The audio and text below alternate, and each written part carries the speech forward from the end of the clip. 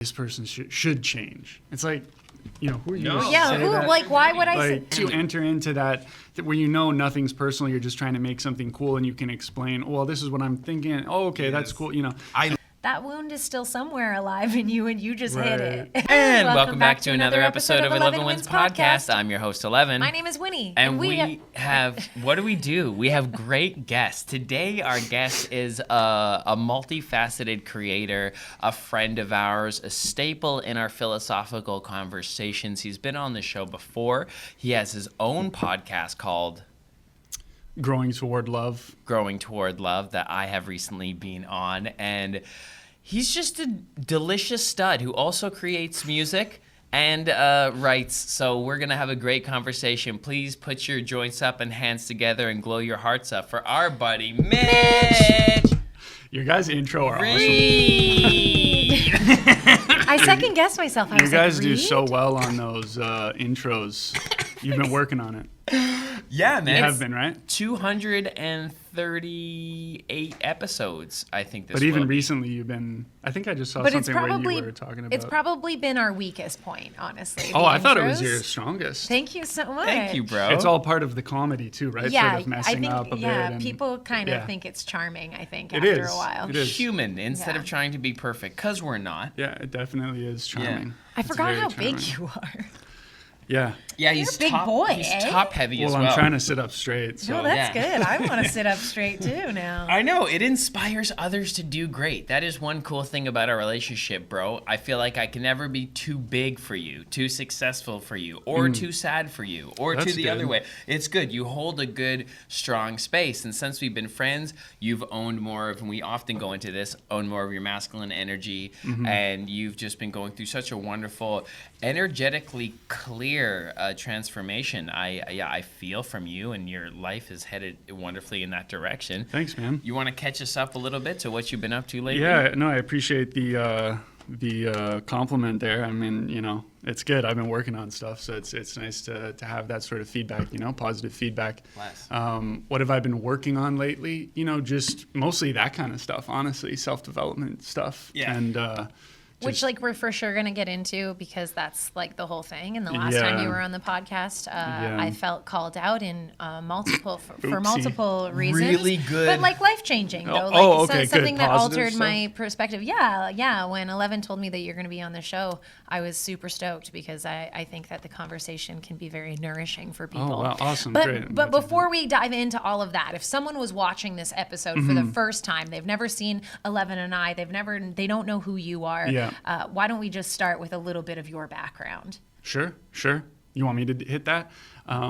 So I guess, I could sort of sum it up right now by just saying, I'm working on a YouTube channel, an Instagram channel, Instagram page, whatever you call those things, Growing Toward Love. And that's sort of, it went through an evolution. I actually started it years ago, and then I decided to come back to it now because of various life circumstances, sort of just, I thought, you know what? Now I have this opportunity to work on this, and I'm gonna go for it.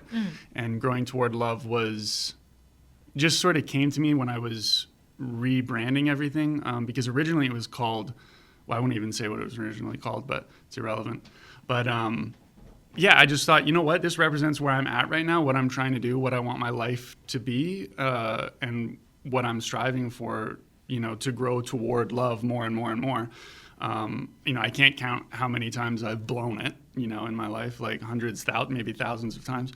But moving towards that, so that's the YouTube thing, and I'm also finishing a novel right now as well. Yeah. Actually, when I got the grant, you were the first one who I talked to about that, which was kind of cool. I was gonna say full circle right now. You're a grant endorsed writer. You're I am now, yeah. I was gonna say almost what led you to the podcast. I think it was the book. No. The book has been very, transformative for me on a personal level and artistically, creatively as well, because, it's hard to do that, and I find it difficult. But, just being an artist, as you know, you do there, or whatever the case may be, wherever you feel the need to create something, you just feel the need to do that, the drive to do that, and it takes a lot of discipline and determination and consistency in order to get something like that done, like a big project like that. And then you face all of these hurdles along the way, you know, getting feedback from people that may be disappointing or aggravating or any other number of Gotta things. reformat, gotta relook, and it's just, Rewrite, thinking about what you're doing, even, and then, you know, there's a whole technical aspect to anything that you're making. You know, it goes for any art form, obviously. For the novel, it's been a real journey and, like, learning about technicalities, like, you know, as far as grammar and actual just like language and how to write something that might be half decent, you know, in terms of just like a sentence, a paragraph, a page, a chapter, a story, whatever, from the small component pieces like up to the larger piece. So there's that aspect to it. And then the personal transformation has been like a grand, you know, in terms of just writing it, because obviously you're introspecting, you're thinking about things from your eyes, and evaluating, you know, yourself as well as you're writing the story, because everything's obviously coming from the author, and that's a whole weird kind of thing that I've been exploring as well, the implications of that. And you said you're at the end of writing this. Yeah, I'm finishing up this book, which has been now like taking me like 3.5 years or so. You know, off and on. I started writing it during a U of T class, like one of their continuing education creative writing things, which was actually really beneficial because, you know, you get feedback from everybody. Everybody goes around, reads everybody's stories. So the first like 20,000 words I wrote in that class, and then the other 150,000 I wrote over the last basically 3 years. And so now I'm editing it, and luckily because I got that grant, you know, I'm able to hire an editor and stuff. Nice. And so, So that's been a whole thing. have 150 plus 20, 170,000 words. Yeah, it's about that long. My editor wanted me to cut it down to 80,000, which I was like, this is just, that's... From over 300? No, it's 179,000 words or something like that. And he was like, you know, you could probably tell this story in 80,000 words. And I was like, man, if that's what you think, you have missed something like crucial to... Fired. And so, well, no, I mean, we talked about it, and he was like, he has really good feedback. I mean, he's a really, really smart guy. He knows what he's talking about. He's been doing this for his whole life. So I do take his feedback seriously. But that was one of the things where it's like, you do have to also be able to figure out, okay, why do I think this should be this way? Can I defend that position honorably, or am I just like being defensive kind of in that way, which does happen a lot too when I'm making stuff. Less and less. I mean, I'm less and less defensive about that stuff, sort of in the bad way, or not necessarily the bad way, but in the way that is not very productive for me ultimately. You know, because I want to defend an idea if I feel like, actually, no, this is defensible as an idea on its own merit. But also just milk the perspectives for as much as you can get. Ultimately, the choice is up to you. Is it nonfiction? Yeah. It's fictional. It's fictional. Yeah, it's fictional. Yeah, totally and completely fictional. But also, okay, you also, we came together because of a medium of music, because you're also a musician.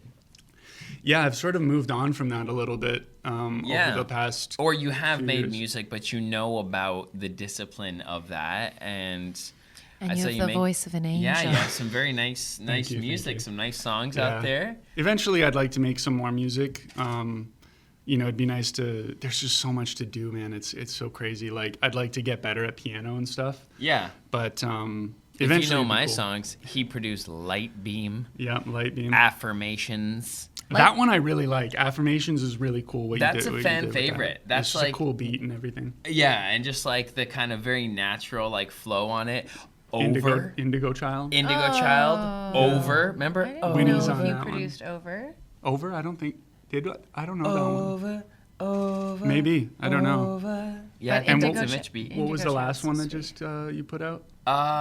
Which Drawn I think to You. you also Moment? put out. Drawn to You. Moment. Moment. Yeah. Moment is like my favorite song. Yeah, legit. yeah. I got the like, I love that cologne song. on. I don't Dude. know how that song hasn't blown up on Spotify. Yeah. It's so fucking That song vibey. actually is crazy good. Yeah, I keep the it's same so good. flow. I love, but Drawn to You. That's your song that I just asked. Yeah. Can I put out under my catalog as well, even though it's your song? Well, I mean, your verse is basically like 50% of the song. Thanks, so. man.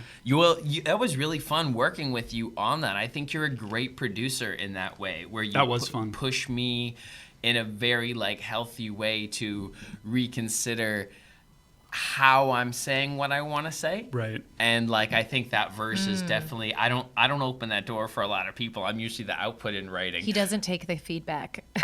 From other people, I'm like, very well, you're a child. Go sit over there. But when this guy, he knows how to talk to me. And like I was like, fuck yeah, that verse is a manifestation of both of our focus. Because remember, we were going line by line. We were in my living room and you were like, what does that mean? And I could, as you were saying, I could eloquently or reasonably defend it, like for you're sure. saying with your book. And that's the process. So that's exactly what I'm sort of talking about. Like, and it is valuable because it does sort of, I mean, on some level, I think any artist precious. or anybody who makes anything, you get it. It's like, you don't like my idea, and you sort of take it personally or something. But no. But yeah, that was cool when we were doing that I because love you that. got into the process. We definitely got into a vibe. Like at first, a little resistant. But then you get into the flow, and it's just so fun. It's so fun. And then to you're going actually- back and forth, and you're like, oh, cool. Like we don't, once you enter into that where nothing's personal, you're just trying to make something cool, and you can explain, oh, well, this is what I'm thinking. Oh, okay, that's cool. I And loved so- it. By the end of it, I was like, say something about that line. Like I want to talk about that line. Like we should check out this line. And it's cool when you can get to that place, and that's just what I'm trying to do with my book and stuff. Taking people's feedback in, really considering it. And the nice thing about the book has been like, it's over the course of years, and you don't get to just finish it as much as you'd like to quickly. Yeah. And so you're forced to confront these things. Like Books are very daunting like that. Somebody says something to me, well, there's this one character in particular that has been very divisive over it, because I've gotten a lot of different people to give me feedback on it, men, women, different ages. And one particular character has been very controversial in different ways. And just like taking that in and then going through, you are forced to confront that. And then at a certain point, you can sort of cross that line where you're like, you know what, maybe this person actually does have a point here, and I should sort of adjust this with, I actually love the way that you're able to hold space and disagree. I think that's like a really strong, rare skill. And me and Winnie... I don't know if I got to working on it. Some people don't like it. Working like on you're it. going to turn off probably like 70% of people because their That's- communication skills aren't that developed to receive that. But Win and I are lucky because we've been in a long-term relationship, so we understand how to be told, hey, there's another option of thought here. And me and Win sing your praises often, where we say, yo, you need to just Mitch that shit. Because when you were on the pod, Winnie and I think, have always made sense of the world innocently enough through a lens of masculine and feminine. And we address that to the human types, forgetting that they're just energies that exist in us both. And when he said something like, well, girls are like this, and you said, well, I don't know that. Yeah. Like, I don't know that. And then we're I like, don't what do think you that. mean? Don't you think women are more like that? And you're like, could be, but I don't know that. It You was- guys can have your opinion, but I'm not going to participate in that because I don't know that. And therefore, it allows us to unravel from thinking only in that way. Right. Sorry, what? It was what we were talking about, basically victim mentality, and how little boys grow up to the don't cry, like be a big boy, Right. and women grow up in like these constructs essentially, and how Right. that's now affected us as adults. Yeah. And you were like, well, I just don't know if that applies anymore. And I was like, Right. I might be telling an old story. Like Right. I might be in with those old guys where this new school of thought I is, mean, is... So we've changed. There's something to that, though. I think at the time too, like my friend, one of my really good friends, Paul. He has been pushing me over the last few years, and he's been, to give credit to him, he's been super supportive of me and like helpful, just like on a personal level. It's really important to have people like that, Yeah. who are actually invested in who you are as a person and like your growth and development, and who aren't going to just like abandon you if you fuck up or do something really bad or whatever the Yes, case may be, exactly. or fail over and over again as I've done. But he is like really questioning of absolutely everything all the time. I mean, it might be that gets to a point where it's not good, but it was. He sort of revolutionized how I think about things because of that. And so it's just, that was, I think at that point, that's where I was sort of coming from, just being like, oh man, like, I don't know. No, it's very in alignment with where we get to when we use psychedelics, where you're like less stuck in the trench of self-ego. the self-acclamation of the world around you can really end up building a dull-ass reality when you think you know everything. So to stay in that wonderment of anything could happen. I'm riding the cosmos, man. This reality's not even real. It's what I said it is. And that's what you guys are on. True. That's where we're at. We manifested like a Benny. Yeah. It also means that we're like more centrist in our approach to life, I think. We can't participate in politics. We don't think we know. I don't know. That's a good place to be. Yeah. I think it's a great place to be too. But I also appreciate the people who think they know. Think they do know, because we just had an election. I mean, here we've in all Canada. been there too. For just sure. To be fair. Yeah, for sure. Anyway. When I was 18, I was like, we're done here. Like, basically, I know it all, and like I know everything, and that's and. You're Also, go things were super black and white. Well, I'm just saying that politicians have to be they have to know. They have to believe so much. Yeah, they have to be certain in their stance. I'm gonna change a country. But, because if they're not, who's gonna be like, oh, I'm gonna vote for that guy? Right. Like they have to be really like, or woman, if there ever is. Did you guys watch the political debate? No, absolutely not. No. Wow, that's incredible. Huh. We really don't do politics at all. And my dad was like, well, if you don't vote, and I voted, but if you don't vote, you can't complain. And I just wrote back and I was like, Dad, like, complaining's not on my list of priorities at the moment. Yeah, we don't complain. Like, what do you mean I can't complain? That's like, that's what you get if you vote. You vote and you're allowed to complain. Well, then no one should be voting. Yeah, no complaining. We're in such a privileged country. It's so funny. Like we basically take the stance of like, whatever happens, and then we're going to deal with it as it comes. We're going to move to Mexico if it ever gets too wild, you know? I mean, Mexico has its own problems. You know, grass is always greener. Yeah. But I think where the grass is greener is where it's sunnier. For us, specifically, I would say. Just specifically, it's how you make green grass. So do you guys not like debates, or? I mean, every time we have a conversation, it's kind of like a debate. Okay.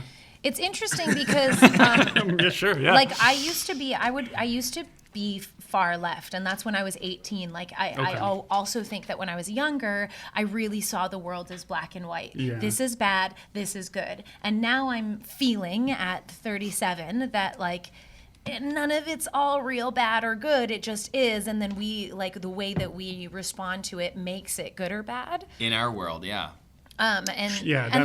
Which is a really hard thing to say, because horrible things happen and people are like, well, that's bad, obviously. You should feel something about that, or else you are not a considerate person.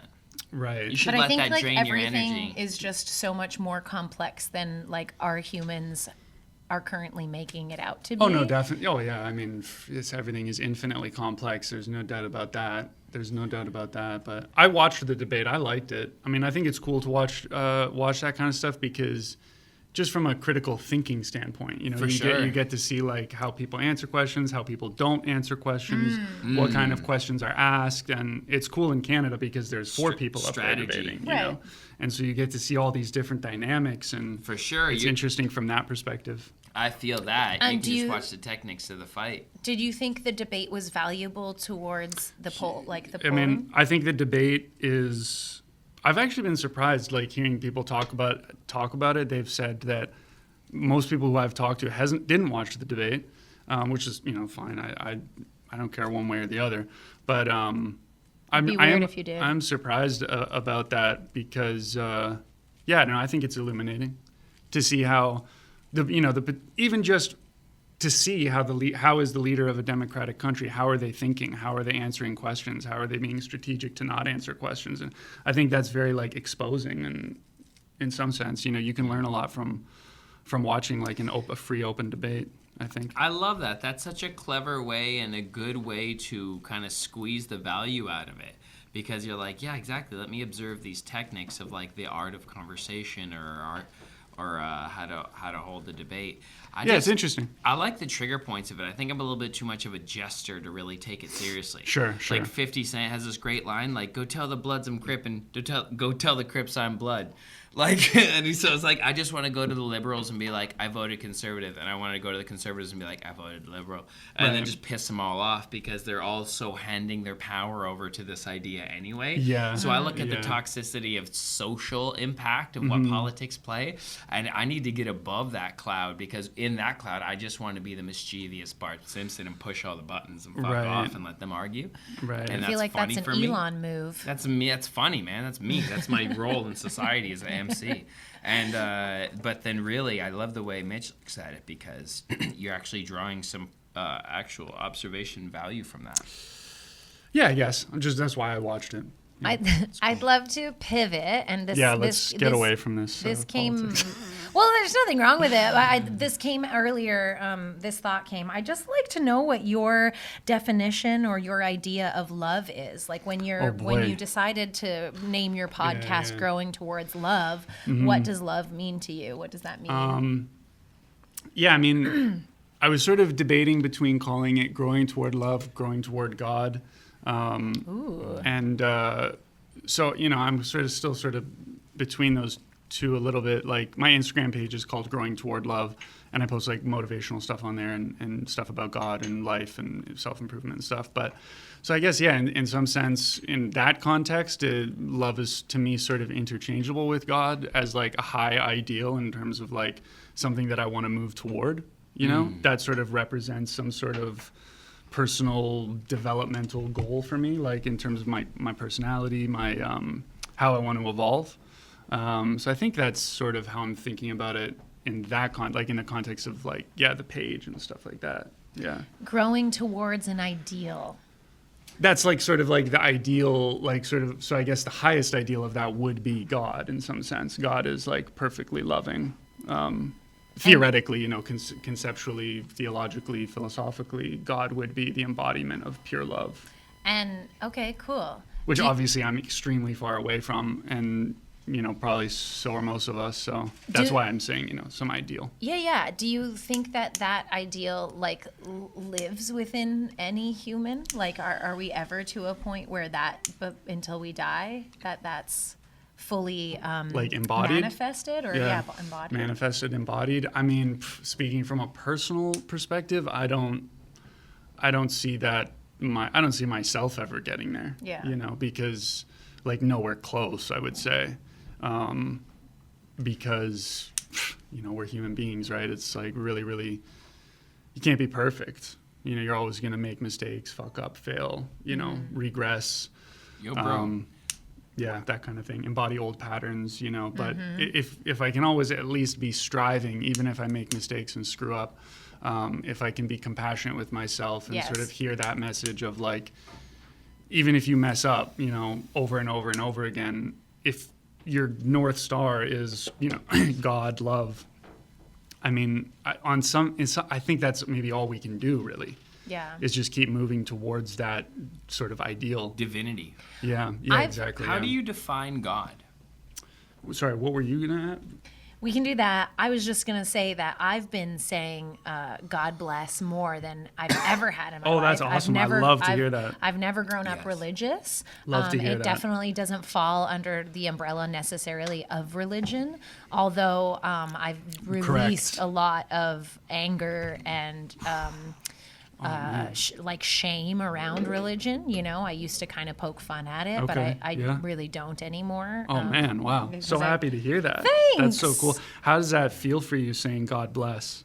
Oh, it feels powerful. It feels like I'm saying it from like just an ideal version of me. Right. Cool. Yeah. It feels like I'm giving thanks at the same time. Right. I'm like releasing expectation, but holding like whatever the situation is in a high its highest good, or hopefully somewhere close to that. That's so cool. And, what made you start saying that? I mean, probably Ellevan, honestly. Like he really started saying it, Cool. and then I just followed him. That's why I follow you. I That's say awesome. it was honestly a runoff after you and I started saying praise Krishna. Yeah, Krishna. And because me and this guy, a couple white boys sitting with our shirts off in the middle of Trinity Bellwoods, just going full ham Hindu love, and just like we're blessing all these entities that resemble God from all these religions. We're saying, praise Christ, praise Krishna, bro. Bless you, brother. We're on such a vibe there, and I tap into that energy with you, and then I think I kind of naturally liked going there. Right on. And then I found for me, in the identity that I exist in, that God bless works. Yeah. And our friend Brandon Zakai used to say God bless at the end of business meetings. Oh, that's awesome. And so I just kind of naturally that's awesome. became actually a very, very steady, dare I say it too much on our Texas trip. You can't. I can't. But no, You literally, can't. when You I was meeting literally people cannot. in our You vlog, can't. go watch our barbecue vlog. I say it like 60 times. That's great. It's so, but people feel it, That's honestly. good. I want to bring that, like, I mean, not that I can bring anything anywhere, but I want to. You can spark energy. I've wanted to use the word God more and more over the years, and because you talk to different people, and people do get almost offended by that word. Because they don't want to be pushed. They don't want God to be pushed on them because they're worried about the disagreement of the details of God. And that's why I was going to ask you, how do you define God? Because sometimes that's the beginning of the end, is defining God. But I'd be curious how you put it in words. Well, I think it's so cool that you guys are. I mean, it's so cool to hear you say that. It's great. Just because I think it is. Love God. The reason why I say that, I guess, is because I think it's like a powerful sort of thing that I don't really understand the reaches of its effects and all of that stuff. But I do think that it's powerful to connect with that word. And whatever else that might mean is cool. I obviously can't say, but I did want to say too about Krishna, just to because everybody uses the word Hindu, but that's really just an umbrella term for a whole bunch of stuff. I know. I was just saying for the people observing as the Trinity, but yeah. No, I like to try and clarify that, just because a lot of people actually don't even know that Hindu refers to like tons of religions. That's why I look at all the pockets of frequency that I think just. The general way God has manifested in story in India, or from the origins of India. Yeah. I like the way they did their thing. It's like demigods, and their gods express a certain type of energy, like Kali with the tongue out. Right. And it's like it's a dominant maternal. You can't hurt me. I'll fucking eat you and your blood before it touches the ground, so you don't duplicate. Like dominant, and then you realize how you feel like.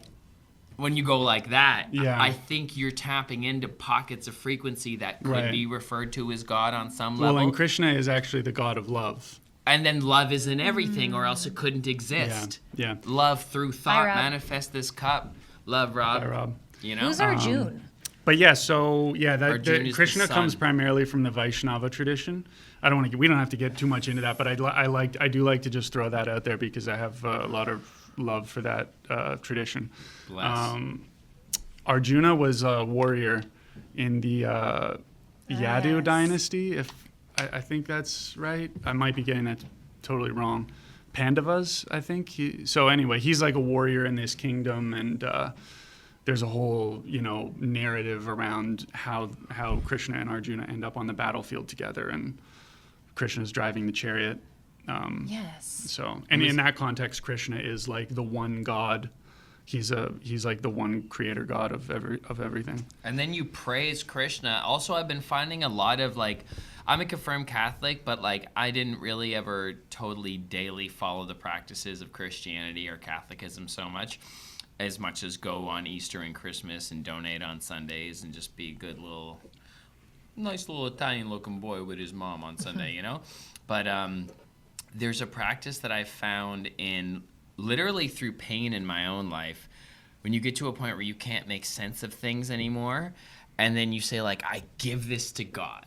Right. And then you understand the idea of the metaphor of visualizing Jesus, which is technically, maybe I found some of this through Abraham Hicks's identifying my higher being. But to give it, and then so you give praise when things are good, and then you give up the struggles when things are perceivably bad. And I've been saying, like, I give this to you, God. That's what that song is about, Drawn to You. When the water is Exact- rough, I'm drawn to you. And When the water is calm, Why I'm I drawn fucking to you. love the music you make so much, because when I hop on your shit, So it got me that's- speaking and I that love real. I love Jesus these days. I really love Jesus. I give this to Christ. you, Jesus. I praise Jesus. Yeah. Like, so when things are good, you say, real. I give glory to God. It's not me. I was Yeah. blessed with this opportunity to manifest. I was blessed with the legs to walk here. Explain that. Yeah. So, like, give it Yeah. to God. Give it to God. And then Yeah. you don't have to own it and hold it and protect it. And then it just comes when it comes. And then also when shit's tough, you don't know what to do. Like Abraham Hicks has this really cool thing, processes of the things I would like to do today and the things I'd like the universe or God to do for me today. Okay, right on. Put everything hard that you don't want to do on that list and put everything fun that you do want to do. I want to go shoot podcasts today. I want to make a song today. That's cool. I don't want to deal with this. I don't want to, and I want God to deal with it. Right. And then somehow the universe spirals into a process of actions that, Yeah. like, I think there is so much power in relinquishing. Oh, definitely. You man. know? Yeah. And that's what Jesus is. That's what he's great for. Because I've been reading the Gospels lately, so I've been just like discovering it for the first time, sort of. And it's just like some of the most beautiful stuff I've ever read. So. Anything that sticks out? I mean, literally everything. I mean, actually, like it's only like in the Bible the Gospels is like this big. But it's crazy to think like, wow, that little amount of paper Can change your life. literally has impacted the entire world Yeah. in like unbelievable, unknown ways. Unbelievable ways. Yeah. But yeah, it's Gospel of John. I think is sort of like the most like incredible. John. That's like the high theology of the Gospels. Okay. So that's where you like learn more about in the context of the New Testament. That's where you learn more about like Jesus as God. Okay. In that gospel, and then the other ones are like that's there in the other ones, but they're a little bit more sort of just like low key, I guess, to put it that way. And Yeah. do you think that they're structured history or structured story and metaphor? Oh, Win, we have been producing Paradox Lives now for years. And we've always used the same online sales platform. Selling tickets has been one of the more difficult things to do. Not that selling tickets to our community is hard, the demand is there, but actually managing and understanding our sales flow And feeling supported by the platform. which I never have before. I've never experienced that. So we are so happy and excited to announce our friends Jump Comedy. Like, this platform has everything you could dream of as a creator. Minimal low transaction fees. Simple. The interface is simple. You can make a profile on it. I made like an Ellevan profile that other people can find me on that, follow me, or look at our content to see if they want to come to a show. Once you get on, you'll have to explore it because it can really level up your producing. So helpful. It helps the creator with generating some revenue for your event, and it helps people to have an easy process of getting tickets. You have 2 shows in one night and someone buys a ticket to one show and I didn't realize there was an earlier show. I'd prefer to come to the earlier show. I have to get up in the morning. They can just switch out that ticket. There's so no they don't have to refund. refund their old ticket and go to the net. They can just Swap do it. a little swap-a-roo Yep. and you've held on to your customer. The people behind Jump Comedy are in comedy. They know producing and they've set up this platform specifically for producers. Get on Jump Comedy today. It's beautiful. It's for artists. We'll put a link to sign up in the description below. So follow that. And then also get your tickets to Paradox Live. Yeah. I mean, I think that you have to choose whether or not you I mean, I don't know, maybe you can't choose. I don't know, that people have a lot of different opinions on that, but I think from what I've read, as far as I know, basically, yeah, they are essentially just history. Okay. They are historical documents. You have to then be discerning about, what you are going to, I guess, take or not take or accept. But From these stories. they are historical documents. I think basically no serious person would dispute that. I don't think so. Do you From think what that I know, yeah. They've been diluted and like changed like telephone over thousands of years? Supposedly not.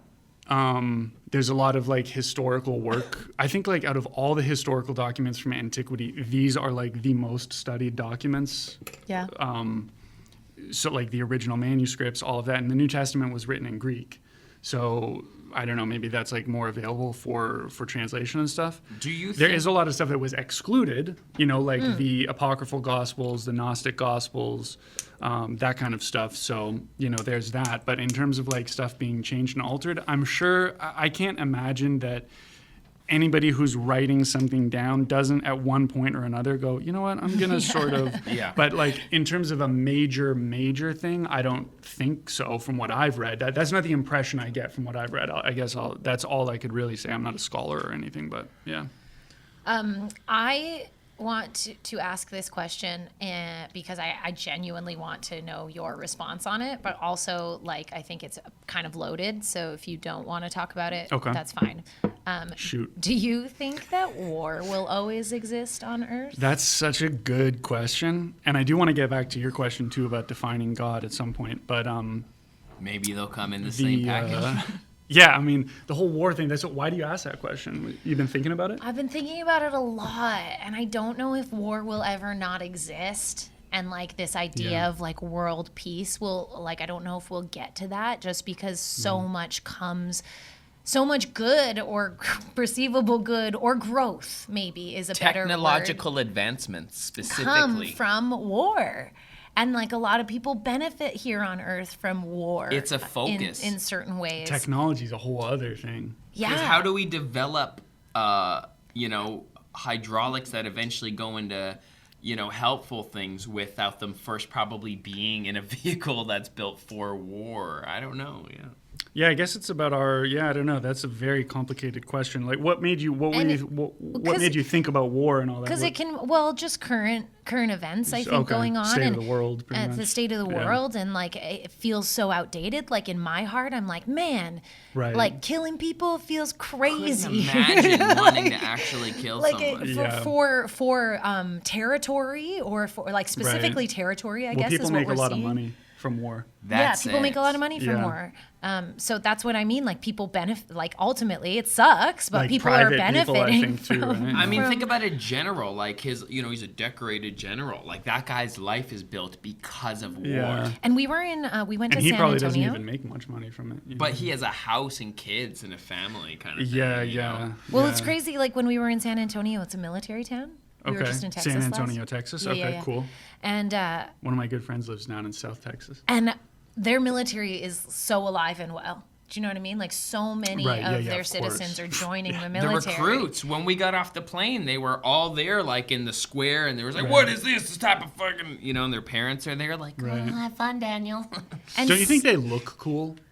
Like soldiers? Yeah. For sure. Yeah, especially if you see just one. Strong. Just kind of casual. Totally. Strong. You're like, wow, that is He has a super duffel bag. impressive. It's because, and he's holding it perfectly and his bicep looks perfectly strong. Well, and just the discipline and the, outfit. orderliness and the, wow, Yeah. I mean, that's it's just very incredible. It's divine masculine. We had a vet Definitely. on. We had a vet on recently, and that's what I was saying to him. It's like, wow, you've tapped into divine masculinity, and he's like, yeah, it's like a painful journey though the military puts you through. Definitely, yeah. So that's, I think, And it's a confusing journey when you leave, I think, because you gain such a strong certainty. structure and format that you are told again to be certain. Exactly. To be coming back to It's this, crazy, they have to be so certain that what they're doing is right for their country. sure. Otherwise, there's no way you could do some of that stuff. Yeah. Well, I mean, I just watched Gran Torino, and like that's all about that, right? Because it's he's like a retired veteran,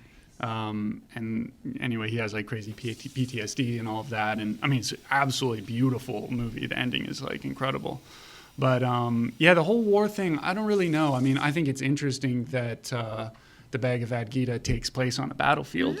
I think that's kind of interesting. One of the most well-known, well-read spiritual documents. Literally, the whole thing is a dialogue that takes place just before war.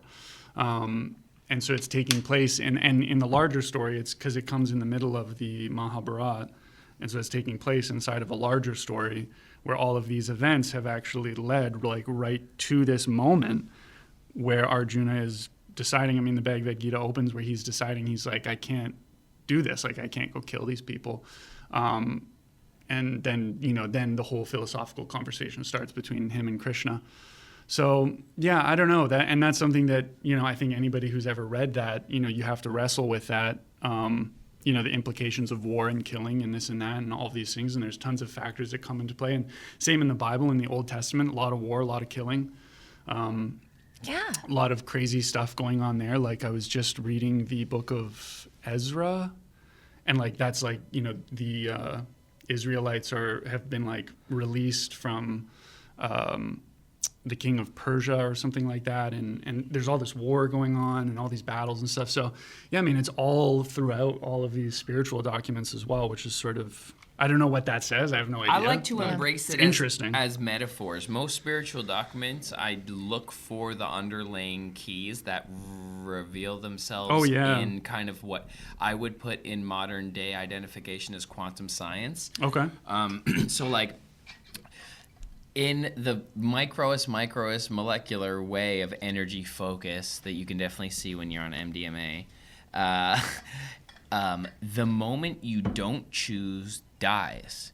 So like in the idea and context of being human and living in fear, so how else would they document exciting stories? Just like most Netflix movies these days are like have guns in them because it excites humans. Mm-hmm. So like the context of war is so relative to death through the way of lack of focus or choice or destiny or discernment, or like what you do choose to focus on becomes the life and the light. And there's all these like layered words, like light means knowledge, or just like there's things I see in consistent strings of these stories from like For sure. different cultures that come through.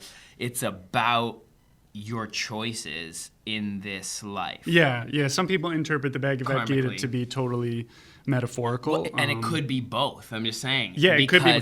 It could be both. How often Yeah. does life mimic itself through different Yeah. stages of like, well, I was thinking this, so then overall, I Right. didn't even see my relationship, Well, my behavior was partaking yeah, just like what I was again, or something like. And that's- when you consider the fact that, you know, if there is a God, like, I mean, things start to get really sort of, you know, too big for me to sort of think about. But like, yeah, I mean, if it is history, because I think even for the Bhagavad Gita, there is history that indicates there was a battle at this time in Kurukshetra and so on. So it may have been real history, but that doesn't also preclude it from being a metaphor about life as well. So both could absolutely be true for sure. And when you interpret that text metaphorically, I mean, it's so powerful. You know, what comes out of analyzing it in that way. And part of that, I think, actually is because it's on a battlefield, because it takes place in the context of war. And out of that comes like some really beautiful metaphors about our own lives and our own struggles, and, you know, life is a battle. And I mean, that's a simplistic sort of interpretation. It gets a lot deeper, but, you know, just on a surface level. yeah, just by existing and choosing one moment is the death of another moment in this current timeline. Right, yeah. The collapse. From the quantum It's the collapse, perspective. yeah. So it's like I get that. So there is death all around you. Yeah. In the Well, yeah, the there is. absence of what Big you time. didn't choose. Even so Major. you're in this blessed moment. Major death, yeah. But constantly, I could have went like that just now. yeah. I could have went like that just now, Trillion and I options, didn't, and yeah. I did. And there's a version where I didn't move. So like There's a version where an icicle comes through the randomly, and they're roof like, and it's spring. Some sci-fi. gets your leg. Yeah. And then it's like, what does your mind do? And then you think about, that's why all these rich rappers, all they're thinking about is hundos all day, you know? You okay? Yeah. Okay. Thank you. When he's just a clanky puppy sometimes. It's But like, that brings us to an idea of going back to your book again. How am I incorrect when I say the majority of the book probably would have been focused on in the last like 8 months, like when you received the grant? Or, No. I actually Okay. had most of it written before I got the Oh. grant. Okay. Yeah. Well, then that's even cooler, because I want to ask, like, a lot of people, ideas are abundant, right? Yeah. I find this for myself, like the amount of ideas that I have in comparison to what I actually pull the trigger on Right. and like create Yeah. is a lot. Well, I'm sure Like, you have so many ideas that you wouldn't even be able to possibly. for sure, yeah. Even still, but there's definitely ideas where I think it's brilliant, and there's just never any follow through. Sure, And the longer sure. I get away in terms of time away from the idea, the less that I want to pull that trigger. Right. So writing a book, especially when you're doing it literally on no one else's clock, that takes a lot of. You said it at the top, consistency is key to be able to pull something like that off, and discipline. And I'm having a bit of a hard time with my discipline, and I think it's because I was out of routine for so long. We've literally been traveling for the last month, and so we've been back for a week, and I'm just like staying up till 2 a.m., like sleeping in, like not doing anything, like nothing's getting done, But maybe that's just you embracing a different routine and like owning your new artist identity. Listen, I'm being compassionate with myself for the most part, I think, and then eventually it rolls around to a place where I'm like, okay, like now you have to actually make some moves here. That's good. But what is your routine? How do you inspire yourself? How do you do something when you're not motivated to do it? Yeah. That's the actual question, because when I'm on a momentum and I'm writing the script and then we're shooting the script and I'm having a great time, it feels good.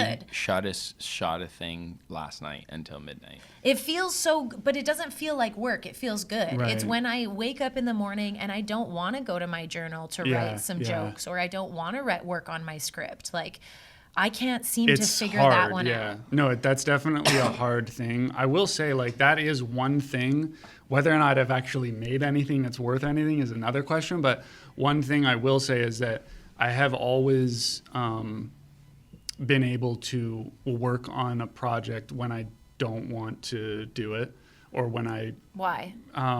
That's a good question. I think when I was younger, I didn't really know why. It was just something that I was able to do, and I didn't really recognize it. Part of it is probably, some psychological compensation for inadequacy or something like that. And that drives a lot of really successful people.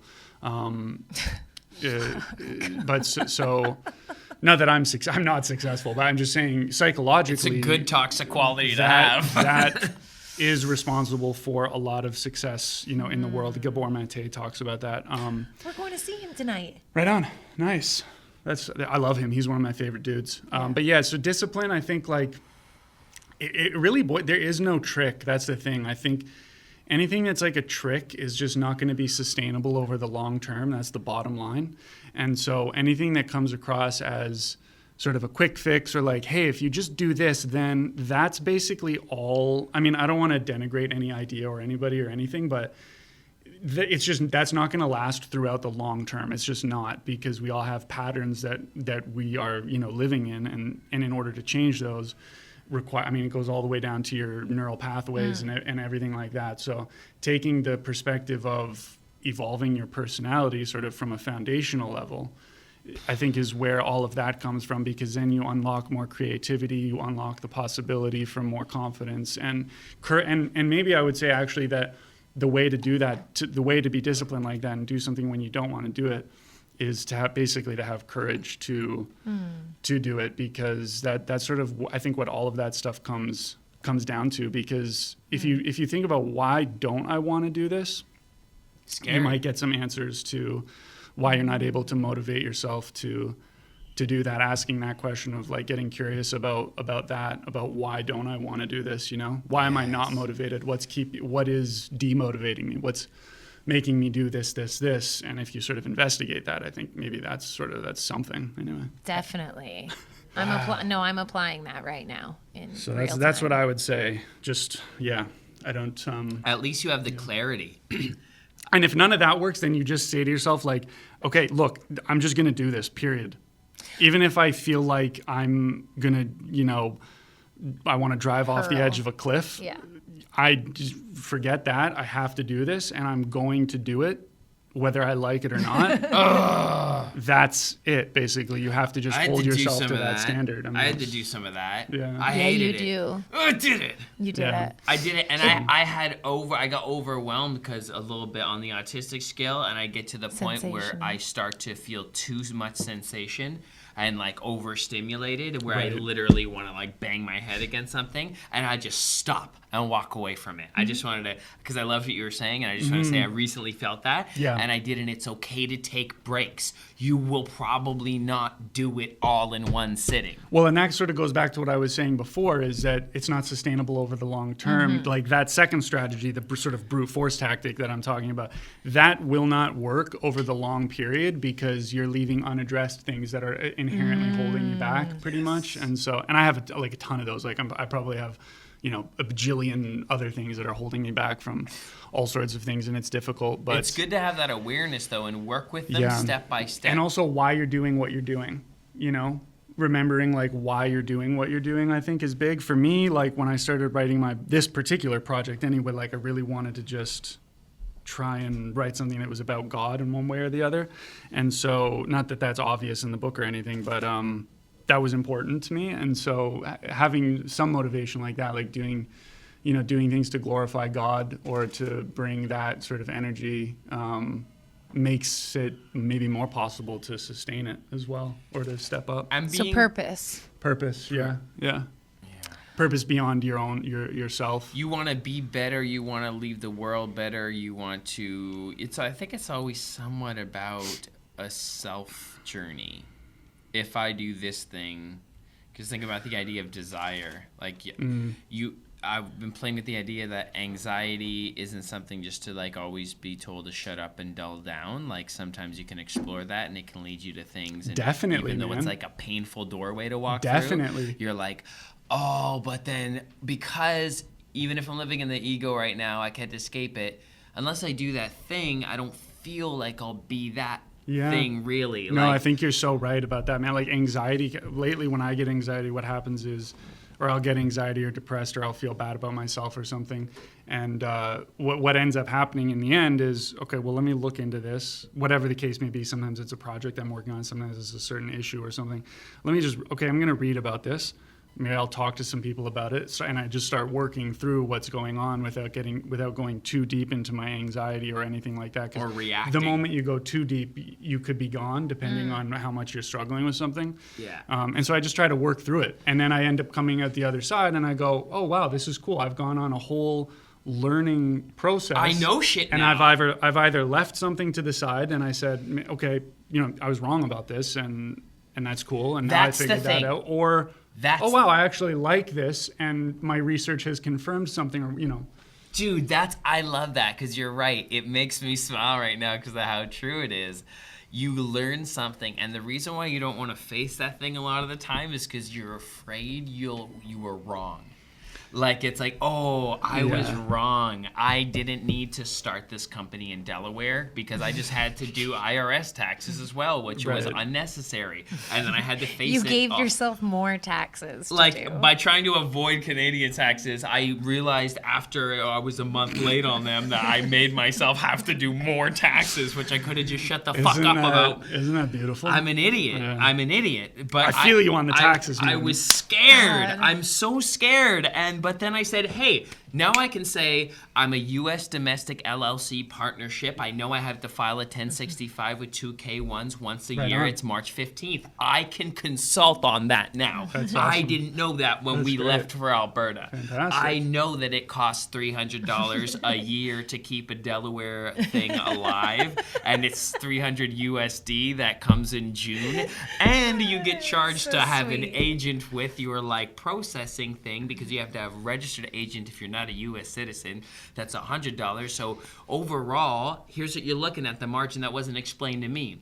If the claiming something in a no income state tax saves you enough on your what you would claim in the CRA, if it saves you from if you're over a certain mark, then it's worth it if you're clearing the more than the $400. So weigh the 400 USD annually versus what you'd be saving. Yeah. That was not explained to me. Basically- Fuck you, Dan.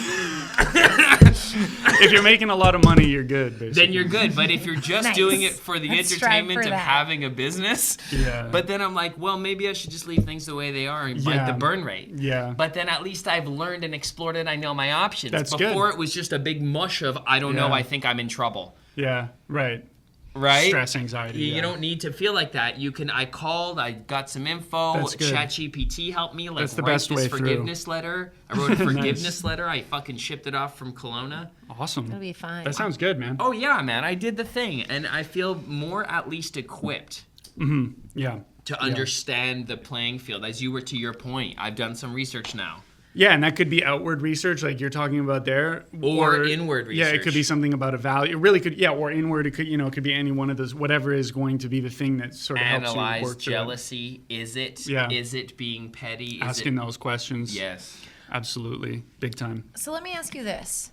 If we believe that quick fixes do not work, and we know that using brute force for a short period of time while a habit is being created, it won't always feel like that. As soon as that neural pathway links and it's strong, then it's going to be easier to keep that consistency.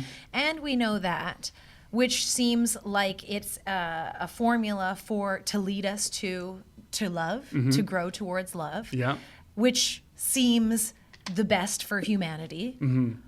Why are we still looking for these shortcuts? Why is that something that human Because beings it are? hurts. Yeah, right. It hurts. Yeah. Yeah. But is that really the only? Is that honest? Is it that simple? do I you mean, think? I think it is because think about. I mean, on some level, I think it's well, yeah, it's pain avoidance, I guess. Yeah. Pain avoidance. Do you think that? I like that. Do you think that's gotten out of hand? Well, because think about even what you were saying about being motivated to, whatever it is you're working on. What are you working on, by the way? You could potentially say I have a script in play, Yeah, but yeah. it's She has a been series she's 8 writing. months It's and I have amazing. 2.5 episodes. No, you got to so- write that. You got to write that. You're so funny. Like it would be. I'm sure it would be amazing. And then, by the yeah. way, I love your guys' comedy. Like your little Thanks. skits and stuff. Thank you so So much. funny. Oh, You should good. do more of those. We're you guys really together. trying. You Yeah, two together. we want to. It's so good. You guys are just great. Like on that vibe. That's how we started. Like we have Yeah, yeah. like a 16-year-old YouTube channel that we Yeah. can't figure out how to get into that has like 5 to 7 minute sketches. Like you could never get away with No, that you, now. the YouTube shorts that you guys have been doing, Yeah. I think, is really those are, and that's the way to grow. I think on YouTube I as well. think so is right YouTube now. Shorts, The maybe? shorts is really where That's the where opportunity all of my is. subscribers come from. Yeah. Pretty much is shorts. But yeah, you guys are hilarious. Like I love you. your skits and stuff. So They good. do the best. The jump comedy for sure. ones. They're the- so good, yeah, right? Yeah, they're funny. They're Thank really you. funny. Appreciate that. They're really funny. So yeah, I forget what the whole pain avoidance thing, all of that. Yeah, I mean, ultimately, I think everybody just needs to like get right with God on some level, or just have people. I think we do need spirituality. We need some connection like that. Because how do you? It is difficult to do this stuff. I mean, it's like I think Carl Jung said that. Basically, nothing is, I'm totally paraphrasing this, but nothing is harder than creating your personality. Nothing is harder than the process of individuation.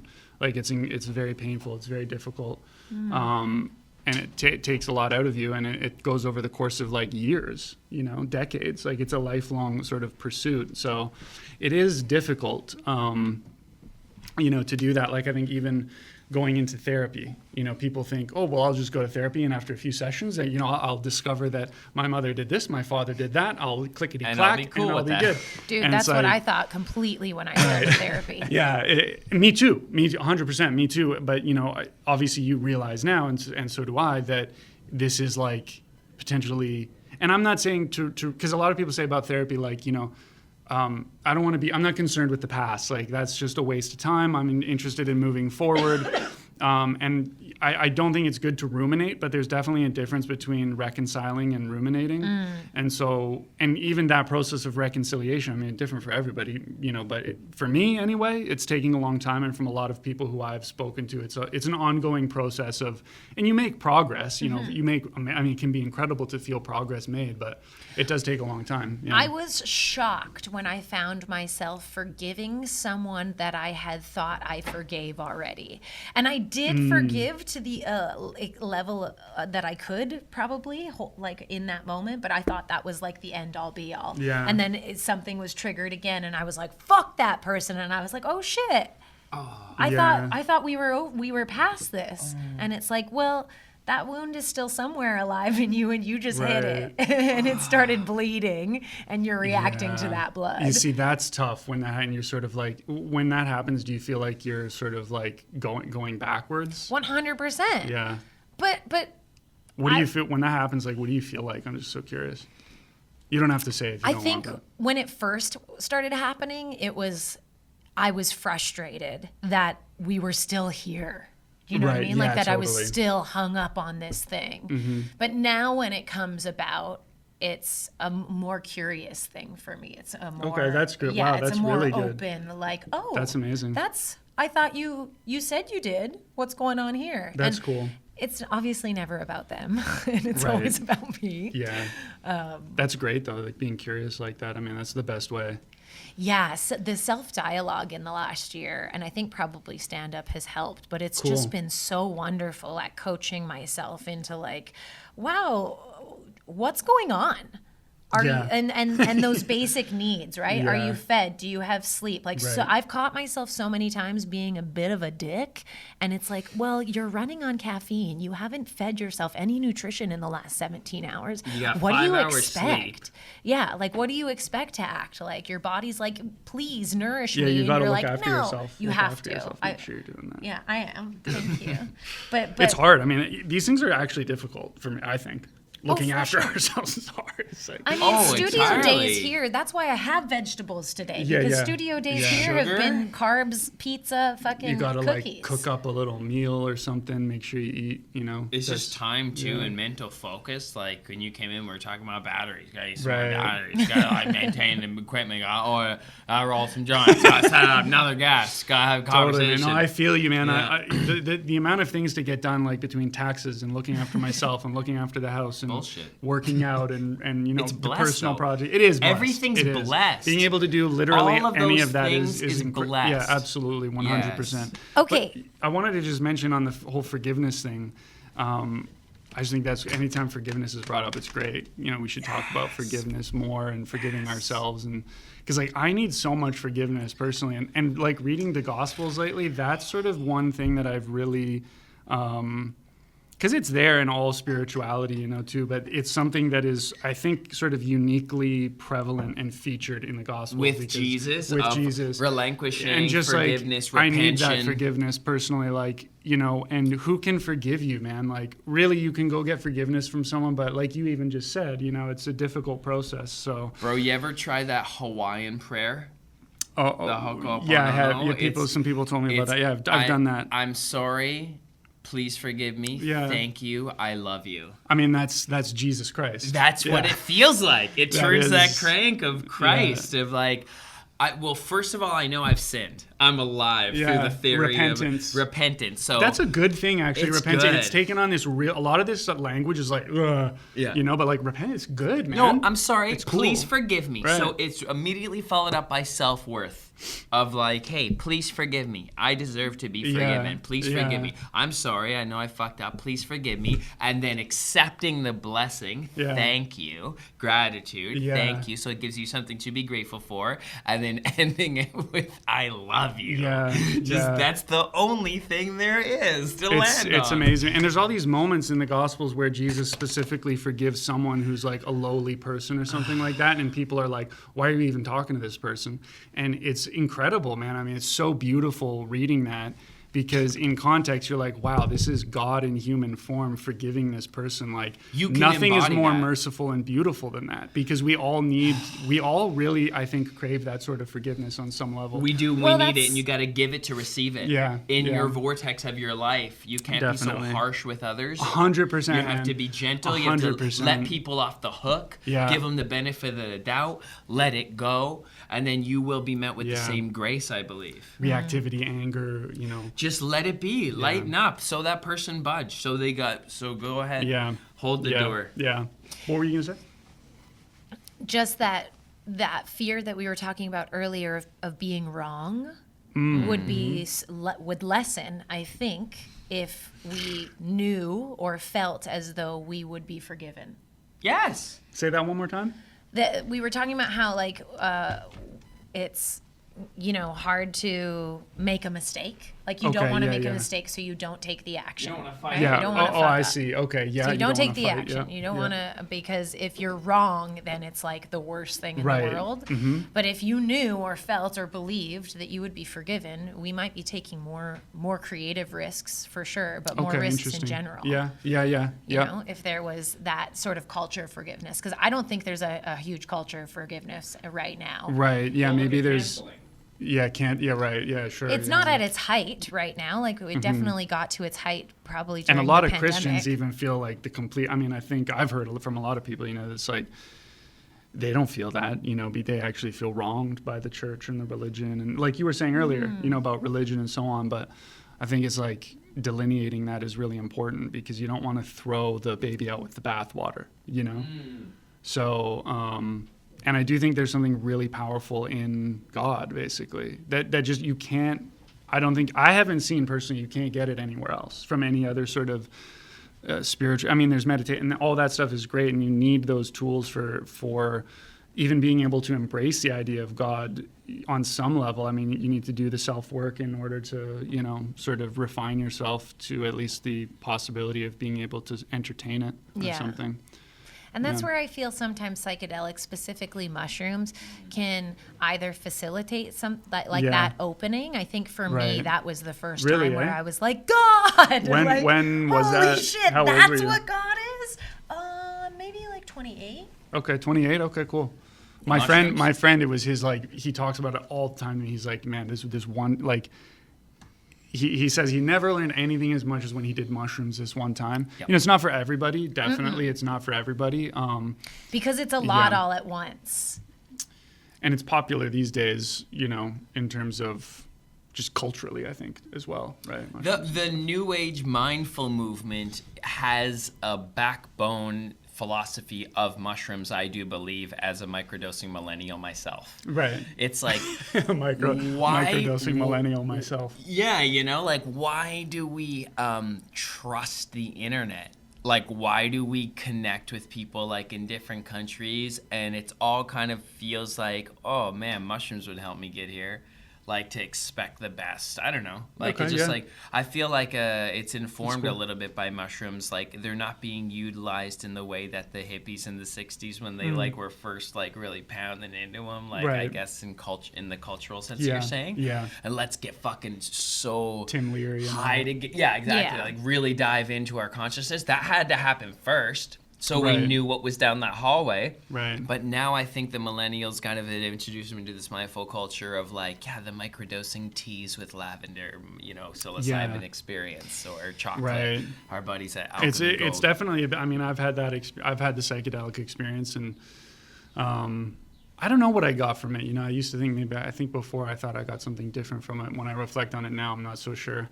But yeah. It was the first time that I had really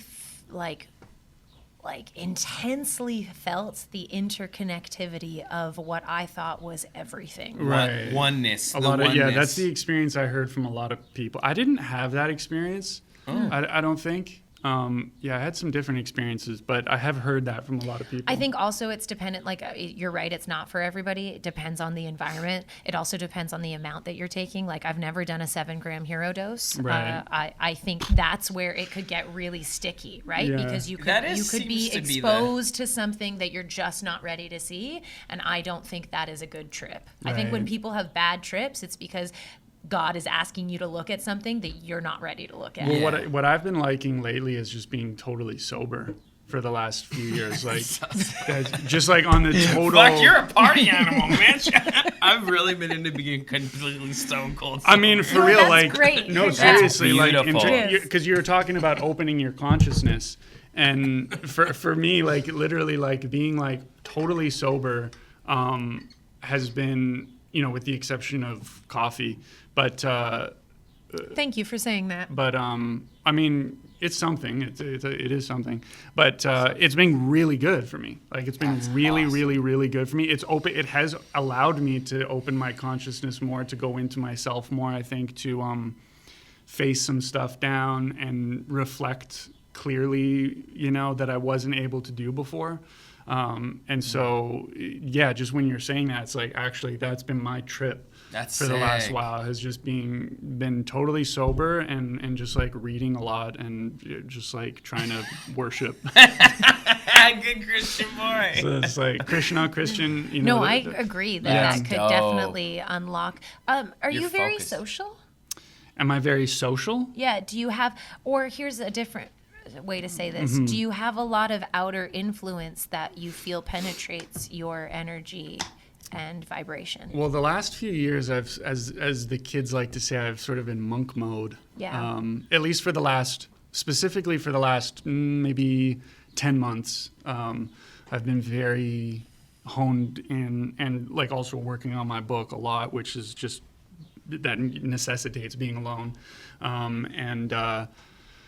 And so, yeah, I have been sort of in that zone of just being to myself, which has been like super, super good, and like alone, sober, and, you know, obviously communicating with people, you know, close people. And it's been really, really good. It's been really good actually. So, and now I'm sort of entering a new era as well, especially with, you know, the Instagram and the YouTube and all that stuff. Talking about, you know, more things with different people, and it felt good to try and figure out philosophically where I stand on certain things. At least not, you know, I don't want to take like a total position on anything, but at least thinking, okay, this is how I'm thinking about these things. A lot of people are going to disagree with me.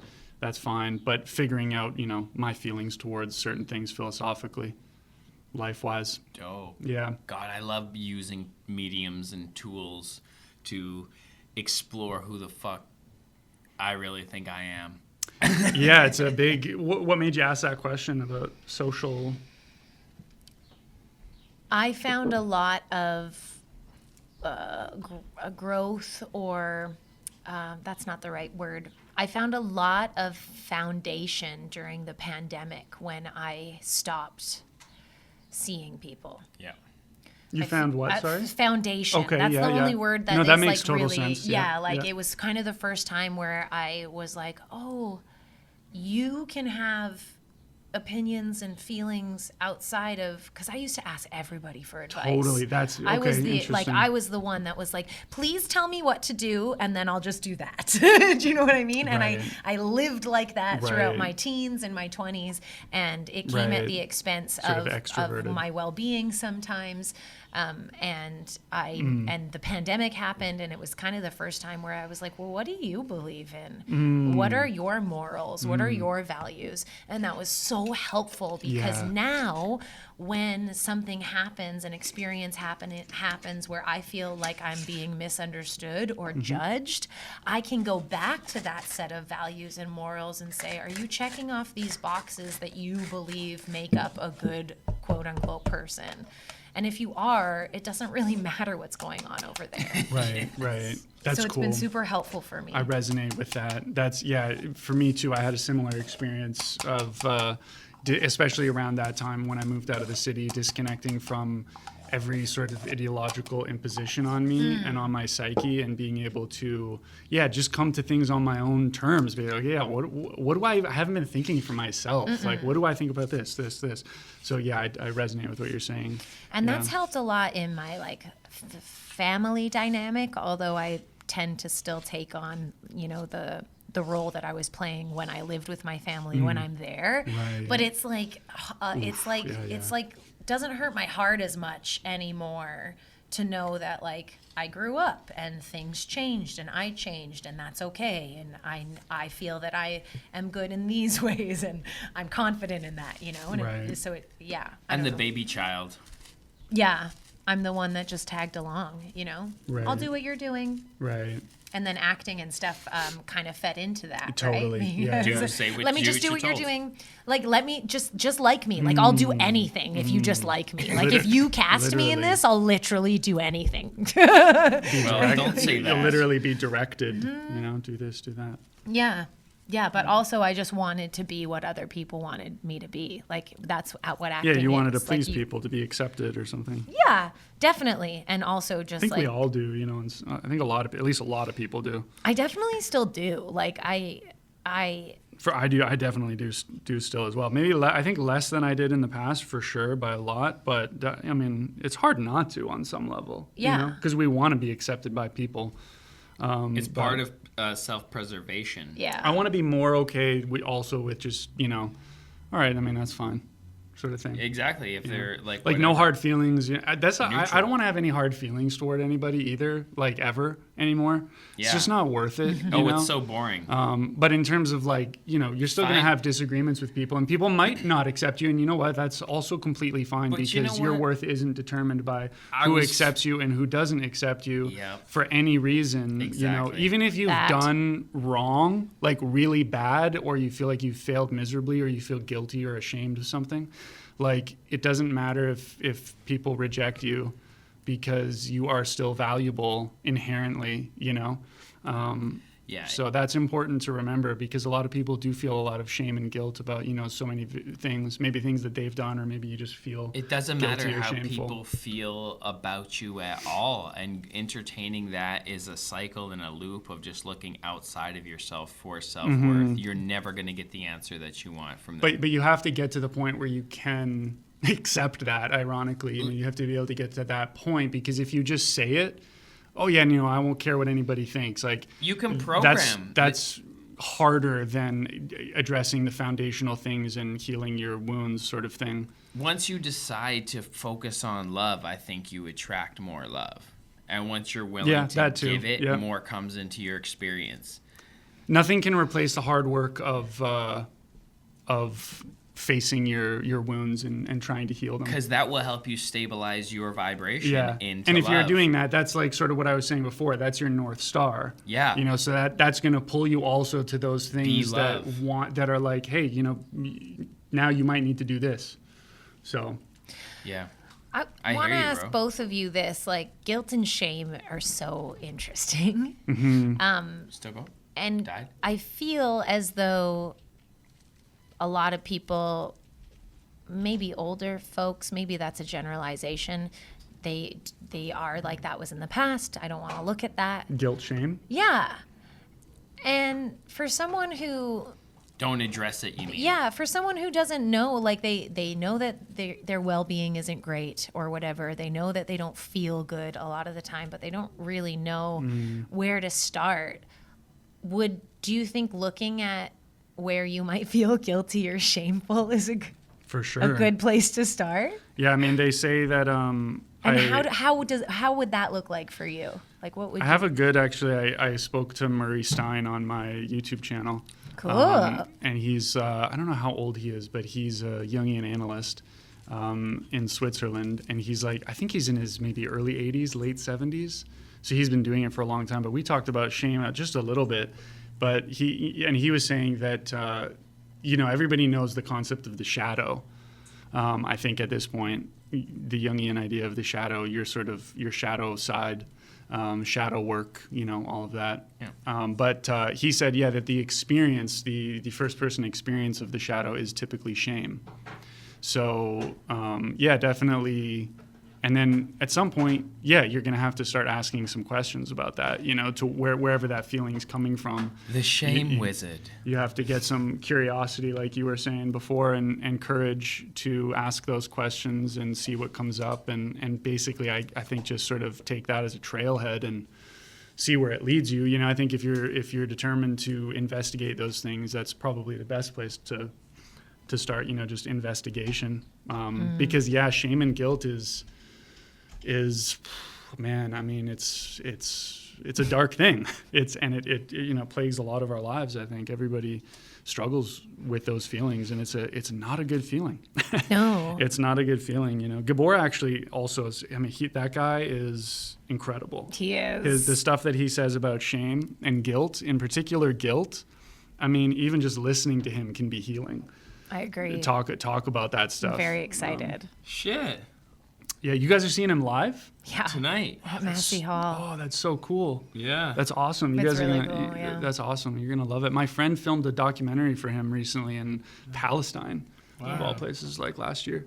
Wow. Oh, yeah. Yeah, he's been quite vocal. Yeah, but that's cool. Yeah, guilt and shame is tough. Yeah, it's a really tough thing. And then I feel as though when you finally do look at it, because it's almost like turning towards it is the hardest part. Yeah, I mean, it's a part of you that, it's ultimately a part of you that has been sort of, locked away, exiled from the rest of your system. Yeah, you don't bring any value here. Yeah, it's been locked away because it causes problems for you. And so getting to know it can also be like a difficult thing, because there's a lot of things sort of trying to keep it sort of locked away, I think. So when you come across a trigger like that, like, do you have any tools? Are you asking yourself, where am I feeling this in my body? Where is this coming from? Yeah, there could be a somatic aspect to it.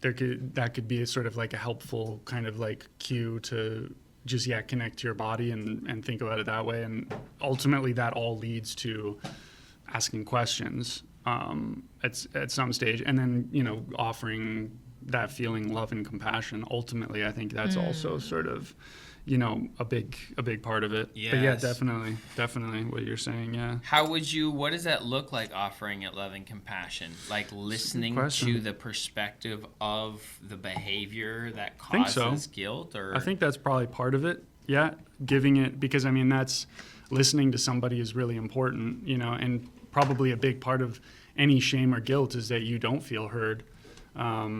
Or respected or valued or loved or understood or accepted, or any of those things. You don't feel valuable or worthwhile. Yeah. And so, of course, listening to what that part of you has to say is important, because it hasn't been heard. So that's probably a pretty important part of it, I would think. Yeah. And then bringing in like it all comes back to God, I think, too, at the ultimate sort of end. Yeah. It always does. So, which makes it simple, but not easy. Yeah, I mean, that can't, like, just God is not going to just, like, replace the hard work of finding a solution, of working through that yourself, obviously, because that's life. That's part of, you have to do that in life. So it's like, it's not like God is not like a Band-Aid. He's not like our personal, like, servant kind of thing, but but he's there, God, or however you want to conceptualize God, he, she, whatever that may be for you. But you can align with the purpose of your existence just by the blessing of existing, by being here. Like, that's bless. Some people say that there's the Maha Mantra, the Hare Krishna Maha Mantra. They say that that's like, the analogy is that it's, when you chant that, you're like a child crying out for your mother. Aw. That's nice. Yeah. Needy little fucks. Because that's like that's sort of what we are, though. In the eyes of God, like, we're children. Yeah. And ultimately we really can't do it on our own fully, Must have gratitude. I think that's the most important feeling. Oh man, I can say absolutely. That I hold in my heart. You got to always be grateful whenever. I mean, sometimes it's hard to be grateful, though. I'll say that I think that's important too, because a lot of people feel that they can't be grateful because they're upset. Got to get there, because your blessings have to outweigh your complaints, because that's so. Mm-hmm. Like, go the simple route. When he doesn't like, I get too extreme about it, but sometimes it's just like the idea of like, yo, you can walk. Yeah, I want to hear what Winnie has to say.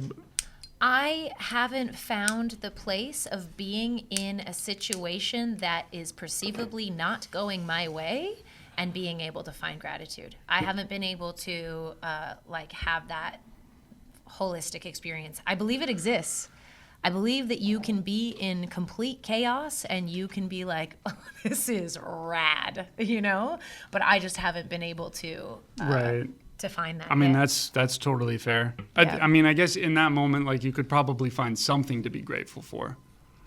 It might not be that moment. I think whatever, that's the key is for me, for like when he says when he doesn't like it, it's because it goes from like, you go from I can't do anything to I can do everything. Mm-hmm. Like that's what it feels. That's what the jump feels like in my body. Or and just I get more. I'll double down on resistance. Then I'll be like, no, I can't. Yeah. Mm-hmm. I'm right here where I can't do everything. Exactly. So for me, the key is to pivot focus, which Let means go. I might have to abandon what's currently going on and move in a completely opposite direction. I think that's what I mean about God, though, because in those moments, like, what we really need is for someone to love us ultimately. Yeah.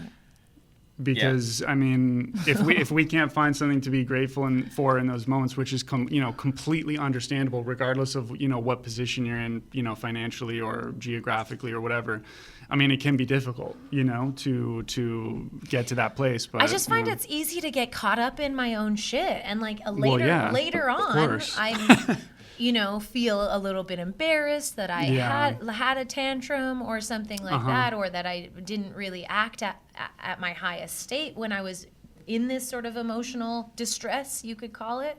Yeah, and then you punish yourself for that. And so it's. But then you can double down on how blessed you are to even find that uncomfortable.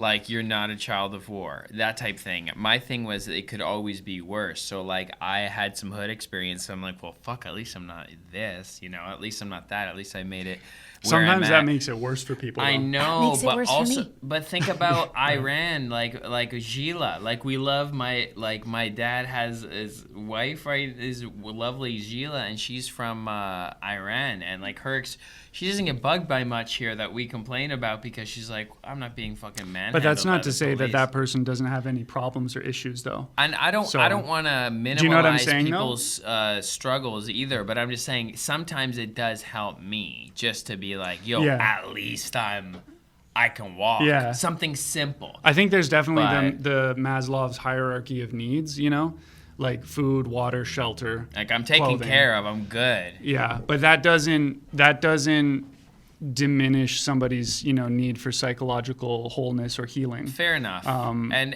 it doesn't. And someone have to. may obviously if people are in like these horrible conditions, and like the world is filled with that kind of stuff, and it's incredibly tragic. And I'm just saying, if you can't shift focus upwards, which often Winnie was saying is Definitely, the main yeah. thing I Yeah. try and do, where I Yeah. go from this is tough to, hey, I'm having a really good time right now, where it's just a lie. Yeah. But I believe that the frenetic intention of the affirmation, even putting it out there, is worth a shot. No, definitely, Because yeah, I haven't sure. been able to emotionally untangle the other Yeah. way. I did do a Right. smiling practice Oh, in that's Vancouver. metaphysical shit works. Stand like this in the power stance. Force yourself to smile. Yeah, Yeah. I was on the verge of Crying.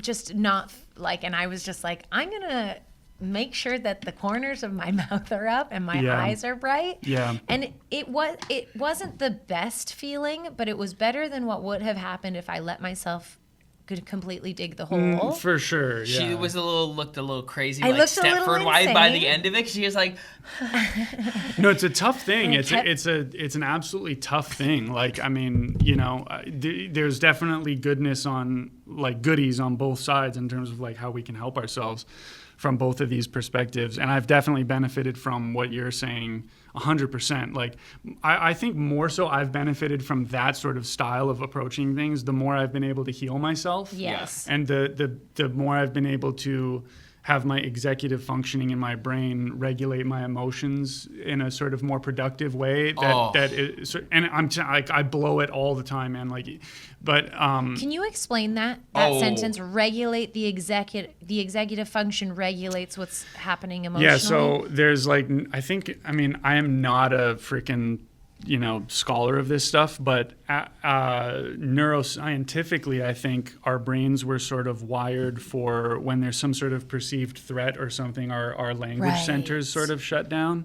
And so, but the problem with that obviously is that the very thing that was designed to protect us is something that can keep us embedded in these psychological sort of loops. And when so, you start to yell. When shit gets and you start to yell, you'll notice like a more intellectually superior person will continue to speak eloquently, even if the situation has Mm-hmm. pressure. Pilots are trained for this. Surgeons are trained for this. If shit gets lit, because you're right. Yeah, the language center. Sorry, continue though. I was just saying Discernment, I was mental just reading leadership. about that the other day. But mental leadership. It's so interesting. Everything you're saying is like IFS, like internal family systems sort of terminology, because it looks at your whole psychology as a system, right? A system of parts basically that are working together, and at the center of that is the self. And so, but basically, your executive functioning is your ability to I suppose it's to problem solve with like a minimum level of defensiveness. control your state first. And be able to be curious about things in a confident, calm way, as opposed to urgent beautiful. in a reactive, sort of stressed out way where, you're getting pissed off, or you're raging, or you're angry or something, or you're depressed and you just want to go under the covers. And, Meditation helps with this. meditation helps. You can become the observer and realize I'm a person living an ego identity. I have the strategic choice and time to not react yet and do this and just do this and make a plan for this. Yeah, definitely. Instead of just like lost in a storm in the middle of your chest, Yeah. the center of emotion. And that inner dialogue stuff too is big also for all of that stuff as well. Like I think it's really like a combination of all of these different things. Yeah. But yeah, like what you're saying, that's really where I've been able to embrace that approach about being grateful, being all of the positive, whatever word you want to call it. Use Those the things uplifting I've been able to perspective. do that more since even if I've only healed like a fraction of a fraction or whatever the case may be, I've been able to do it more to the degree that I've healed. I've been able to do that more effectively, basically, is what I'm trying to say. I love that. Before I wasn't. It would actually, like Winnie, like you're saying, it would actually further entrench me Yeah. in whatever problem I'm having, be it anger, depression, whatever. I would just double down, like Yeah. you were saying. Yeah, It's yeah. like, well, now I don't like you, person who just told Yeah. me this. And also it compounds, because the guilt and the shame start when you're like, well, I should be grateful for the fact that I have running water, Right. but someone cut me off in traffic and I just really need to feel Yeah. about that, right? Do you know what I Yeah. mean? But what was I going to ask? Yeah, totally. I had another question that I don't remember now. Well, I was going to ask you guys something. Yeah. I'm so curious what you guys both think about like technology, like what technology is. Yeah. It's like we've always had technology as soon as we made a tool. An axe is technology. And then now it's just the current reflection of where our intellectual capacity can handle technology to expand to. We've given AI an incredible opportunity to like grow with us, as long as we don't fear it. But we leverage ChatGPT. I had ChatGPT help me do those taxes. Yeah, yeah. I had ChatGPT help me write and refine skits. Yeah. I that's leverage it yeah. all the time. It's crazy how the AI is a part of our lives now. What about you? What do you think about technology? I think that human beings, we don't give ourselves enough credit at the way we adapt. We Right? are so adaptive That's to our main any quality. situation that I don't fear it. I think the same is going to happen with social media, where when it was first introduced, everyone was like, we don't need any more research. Let's get addicted to this Facebook. Let's go for likes. Let's go for Instagram. Let's go for hearts. Oh. D. I And love those eyes that you millennials did. got, I think, affected the Dopamine. most. Gen Z is affected less. We gave our dopamine receptors over to Right, yeah. digital hearts. The millennials Yeah, we were the didn't. We first didn't think about guinea it, pigs. and maybe we didn't even know that this is something that we could become addicted Right. to. And now we know, and we've adapted. But look at the boomers. So in- not everyone. Obviously. The boomers in TV. And the generation before them in newspapers. Yeah. It's all just like whatever the sign of the times is. But Right. social media made it the most accessible. We'd have to Right. wait for our weekly magazine. We'd have to wait every morning for the paper. Now we have news and everything that we want ever All right sorts here. of ideas. So I think that we didn't know that it was going to be addictive, or at least the mass majority of people didn't know it was going to be addictive. Maybe the people creating it did. But then we learned. And now we're adapting, and the younger generation has less of an issue with Yeah. it. So I think the same thing is going to happen with AI, where some shit's going to go It's down, gonna go crazy, and you we're going to think? learn, and then we're going to adapt, Okay, and it'll be yeah. fine. I see what you're saying. Yeah. That's interesting. Yeah, it's so crazy. Such a crazy time we live in. Yo, what about you? I don't know, man. I don't know what I think about technology anymore. I don't know. I read this essay by this guy, this old German philosopher guy, and he said that technology is like the essence of technology is a mode of revealing, that it reveals something about us Yes. and the world. That the essence of technology is actually nothing technological. That it's not that thinking about technology as an instrument is actually to miss the point of what technology is. And so he basically says that technology is a mode of revealing, and there's all this weird language. This is really difficult to understand, but maybe I'm not even getting this right. But he basically says that technology is a mode of revealing, and it's revealing us, to be this particular thing that he calls end framing, which is essentially like material on demand, Exactly. resource on demand. Exactly. We're And, going to create whatever we can keep up with. And he said that it's what did he say? He said that that we've forgotten that we're disconnected from true being. But he also quotes this poet, and he said that this poet says that in the danger is the saving power also. And so Brings us back to the war topic. Even though technology is sort of in some sense making us forget who we are, it's taking us away from true being and turning us into this standing reserve, according to this philosopher. It still has the power to reveal to us our own true being is still there. That potential is still there, even in the midst of all that. Yeah. So technology in one sense helps inform now through knowledge and education in YouTube. I've learned more about connecting with my being through YouTube, which is a result of technological advancements. But I really like what you said about this guy. And you're said, so right.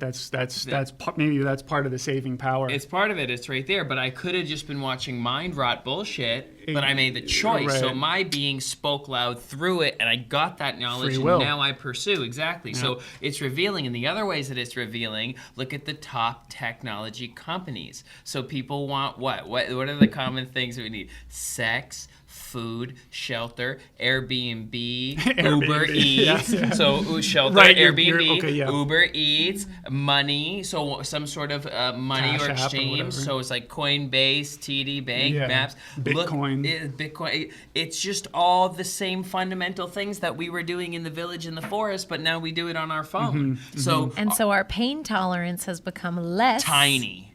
We used to because have of all of these comforts of like first chakra stuff. And now we've almost had atrophy in certain directions. Your average person could not grow something. I don't really know how to germinate a seed, really. I mean, Really? I could figure it out, but I'm not really like a green hand. Man. I could do anything, especially with YouTube. But at some, like, maybe there is no YouTube in an apocalypse. Well, I'm saying to also the point of the simplicity That's I true. feel, I've been hugging trees. And like that is Love my that, man. absolute Yeah. favorite I way love to doing get that. rid of Grounded, anxiety. get grounded. Nothing Nothing is more stable than a tree. Oh God, it vibration speaks back, and it takes the negative energy that's buzzing up in it eats it like food. It's like, give me that, thank you. And we nurture each other. I love doing and that, I man. hug it. Hugging trees is the best. And here's the additional flex is it's a weird thing to do, so do it in public and watch that additional anxiety about you worrying about what people think about you go away as well. Yeah. Center yourself so deeply and wholly in receiving Love this that. vibration from the tree that you're not even worried That's about that. huge. Also sigh in public more too. I love that. Yeah. Sighing is amazing. Sighing. I love it. It's one of my favorite things. I love Just for watching releasing tension. people watch Ellevan hug trees. Nice.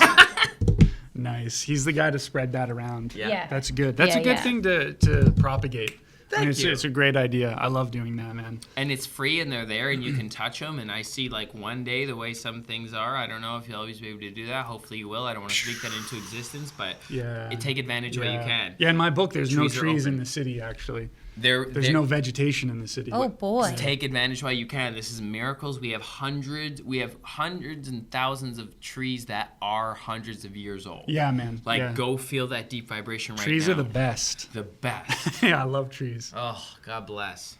Question. Off of trees, love trees. Number Smoking one. one. Oh, yeah, true. Do yeah. you think that you can change people's minds? Oh, man, that's such a good question. Steven Crowder changed my mind, right? You guys ever see that show? He like started that big thing on where you'd go sit at a table outside and he put a controversial thing, changed my mind. Oh, cool. His mind was never really open to being changed, I don't think. I don't know. But the point of that segment was to stir up sort of controversial conversations. It's actually a great show. Yeah, but, that sounds cool. But can you change people's minds?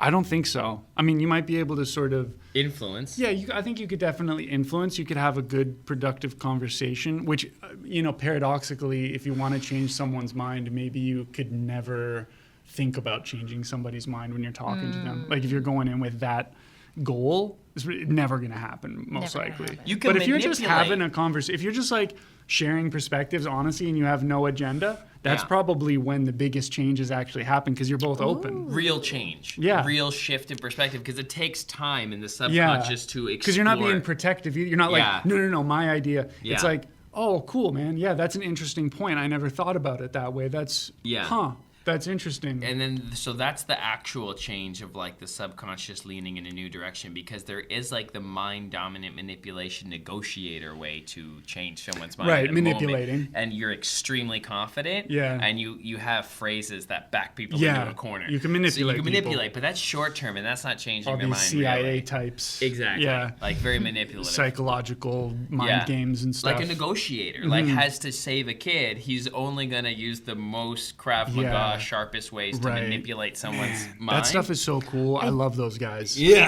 I know. Never split the difference. They're just right? so cool. Like, it makes me think about that military guy again. Yes. You know, like, I love seeing the men and women who are wearing, like, SWAT gear. Oh, so man, jacked. that They is look so so cool. The tactical, you know, the Velcro, and they've got all their, like, attachments and everything. Probably not that comfortable. But that's part of why it's so cool. And they're standing so strong. You know what I mean? That's like that's actually give a part of fuck. it. Yeah, it's so. I mean, we're just here. We're available to fuck shit that up. is cool, man. And they're going out like protecting people and stuff. Oh man, that's cool. There's the war. We're There's the war. programmed to look at Those that. people are warriors, man. Yeah, those people are exactly. warriors. That's like, what yeah. I So mean. I don't think you can ever eliminate that, because society is always going to have people who want to take other people down. And there's always going to need to be people who are willing to put their life on the line to protect others. And that inevitably at some point is going to involve killing. There, he just answered your question.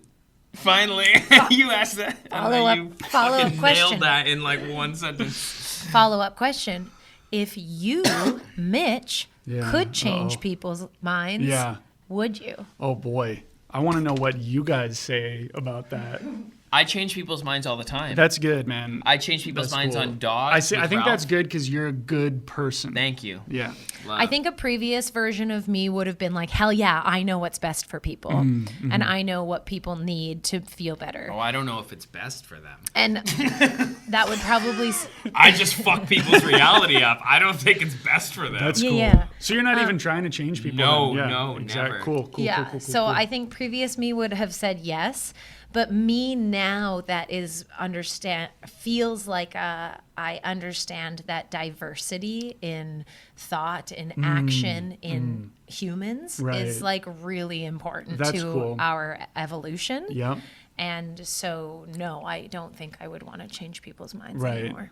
That's a good perspective. You want to open people's minds. I walk off leash with Ralphie all through the city with my shirt off. He wants to blow people's minds. Oh, Let's be nice. real. I Nice, show yeah. them something they've never seen before. They're like rappers that are like always only spit writtens and ciphers. I'm like, no, you can freestyle fluidly. And like, no, you can't. I'm like, give me words. people's like, minds, I will open people's change minds, you. Yeah, blow like I people's was like, I minds. will change your fucking reality That's cool. and be something. That should be a song concept. Yeah, That's it. amazing. You know, yeah, I would. I mean, I'm with you guys. I wouldn't want to even try. I guess. Although I would. You know, I think people should be open to God. Yeah. I would want to just say that. That's right. That's all I want to say too now at this Ultimately, point. I think that's all like.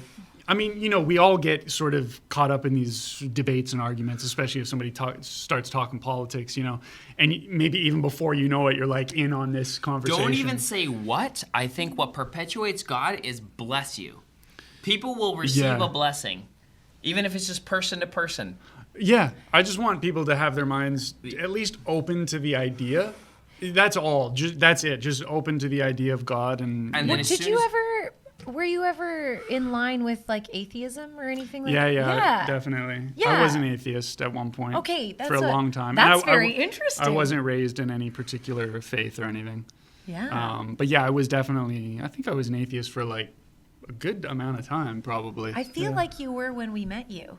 Really. We've done a lot Yeah. of changing Yeah, since that's a we good all sign. met. And that's a good what's so sign. great Must be about like not- 10 years now. Yeah, 10 Yeah. years or something like that. Not yeah. wanting to change people's minds is great because you're like, they're going to change. Yeah, Like, yeah, you know what I people will mean? There's no change. way I could have forced, You you know, can't. Mitch at first be like, hey, believe, You know, can't change and you're like, people, well, you're man. gonna So see it's it. a mistake. I used to think, same as you were saying, like I used to think, I mean, this isn't even in the far past or anything, but it's like, oh, this person should change. It's like, who are you? No. to Yeah, say who? that? Like, why would I say? Like, and it's not my responsibility to even attempt Yeah. to do that. And, ultimately that's coming from some place of whatever. But yeah, no, it's no good to try and do that. And I still fail at times, with that, because sometimes you want to impose your ideas on people and you don't even notice it. Sometimes, you just fall into this sort of trap of, and maybe if you're lucky, you can recognize halfway into a conversation, oh, okay, I actually don't want to be doing this. I'm going to switch course. Right. Yes. Yeah. Well, That's we've all said this at some point, like, oh, she would be way better off if she just. Right. He would be way Gossiping. better off if he Don't just. talk It's about like others. no, they wouldn't. The You don't coolest- know that. I try and in social situations, I lead with this. It's never steered me wrong, and it's like it's no judgment, but wherever you want to place yourself, and it's like medium minds talk about other people, small Small minds minds. talk about other people. Medium minds. Medium minds talk about events, and large minds talk about ideas. Okay. So Interesting. even if you want, if someone's behavior is bugging you, you can talk about the idea of it philosophically without like talking about who it was Right, or what totally. the event Sure. was. Talk about the idea of it. Bring it up philosophically, and don't say where you're at, because Right. that Right. immediately creates that. Tell So me I'm right.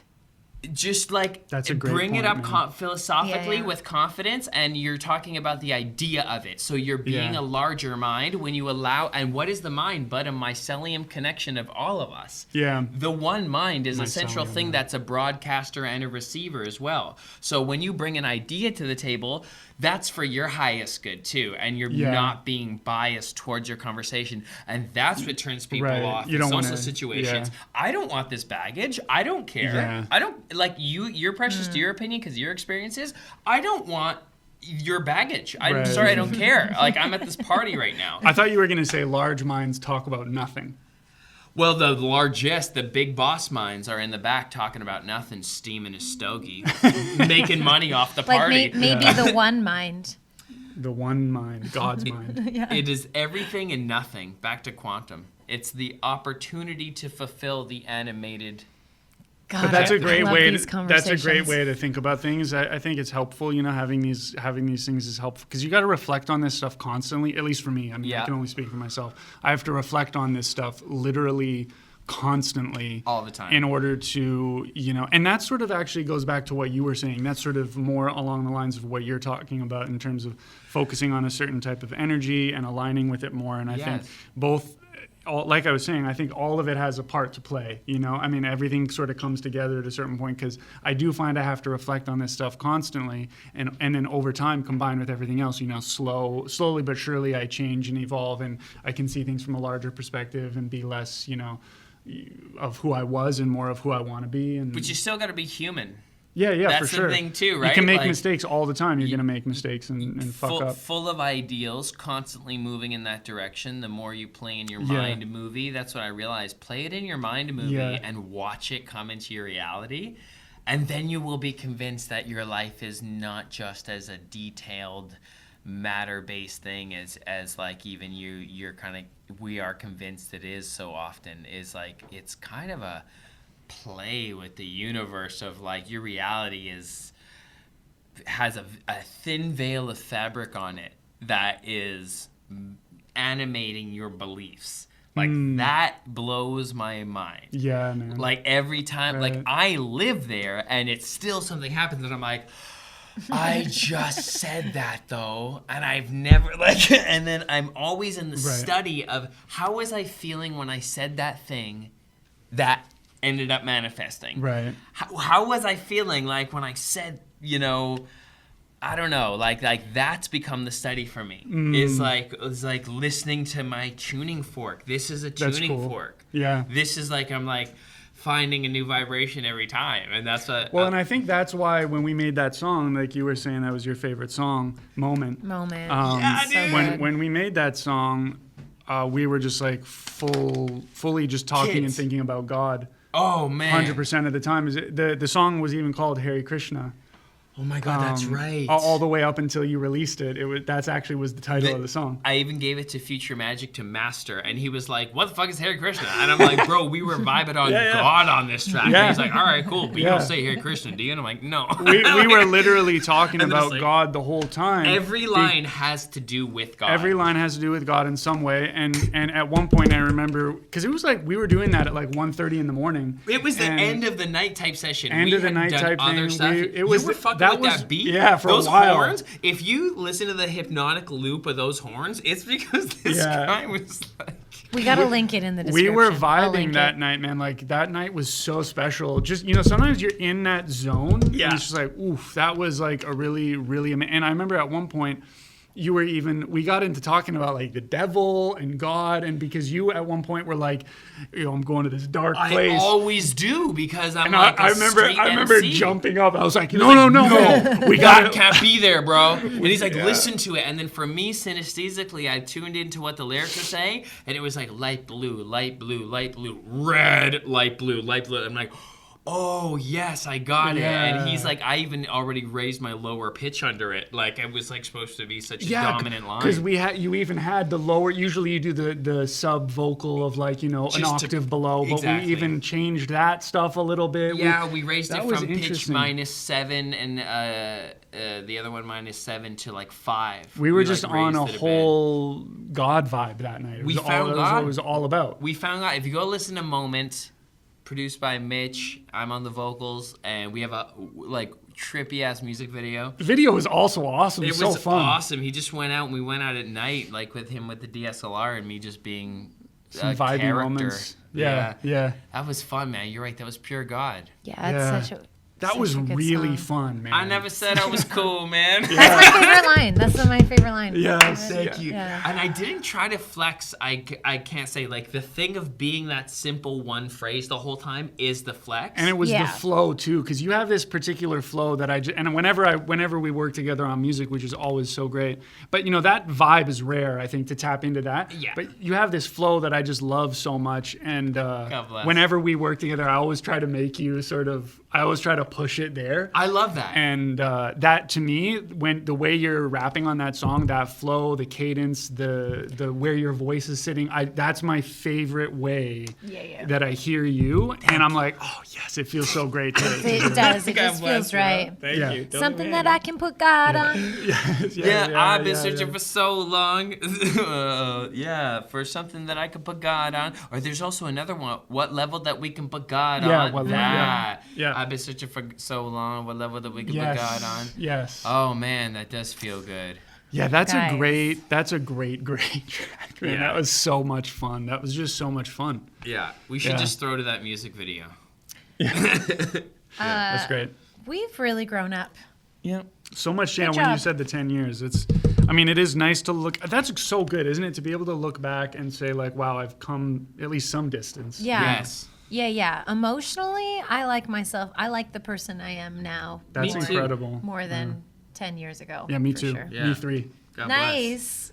God bless. Ah. All right. Any closing words? I guess we can wrap her up there. But like, do you want Anything you want to plug? Go to leave the growing. people with? Oh yeah, Growing to growing toward love on Instagram. Follow me there. Everything's on there. Same on YouTube. And I also just want to say, if you haven't read the Bhagavad Gita, read that. If you haven't read the Bible, at least read the 4 Gospels, Gita and the Gospels. I'd say if you haven't read those, that's what I would want to say is my last sort of thing. Beautiful. Nice. Do you have a planned release date for your bookie? No. I'm hoping to have it. I need to at least have it done to finish up with the Canadian Arts Council in the Gotcha. summer. So that, and then I'm gonna try and get an agent. So who knows about that whole process? We'll see. And then if not, I have a boutique publisher who I'll probably publish it with here in Ontario, which is great. Blast. Well, we'll have to do a round 3 then when that comes out. Yeah. Great. Sounds It's like so an great to annual see thing. you. Great to see you guys. Love you Yeah. guys. Yeah, love, brother. Thank you so much. Thank you for being you. Thank you for sharing the conversation juice that we. You guys are the that best. we always have. Yeah, You guys are that's awesome. good. You guys are doing such a good job. Thank you, man. Thank you. I Yeah. love. We're I having a appreciate good you. time. Yeah, we're having a good time. Okay. God bless. Thanks, everyone. Thank you. Subscribe, tell a friend. Bye. See you next week. Bless.